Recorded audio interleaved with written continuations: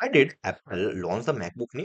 So the Apple just launched MacBook Neo starting at the price of 599, 499 for the students. But this launch is not just about a cheaper device. It is about the purely market diversification. And let's understand it. So Apple is trying to reach a customer segment it has very much historically ignored.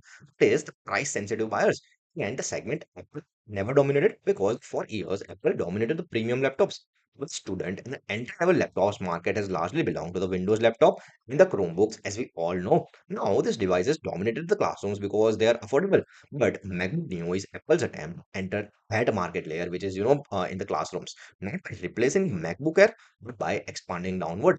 Now, why Apple named it Neo exactly? So, Apple could have simply called it MacBook, but instead it chose MacBook Neo because the product is meant to be fresh, energetic, and youthful.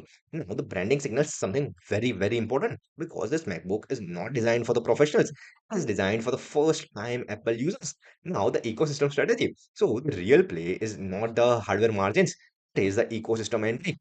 MacBook Neo becomes the new gateway product to the Apple ecosystem, the real meaning of the market diversification. So, Apple is not abandoning premiums, it is expanding its market layers. It have been into the three layers now. So, the top layer would be the MacBook Pro, the middle layer would be the MacBook Air, and the entry layer would be the MacBook Neo. And this is the classic diversification, not changing the core product, but expanding the addressable market because sometimes growth doesn't come from the innovation, it comes from reaching people you previously very much ignored. And this is the real reason why Apple launched MacBook Neo. And if you found this insightful, do follow us and share this with someone who thinks amazing just like you.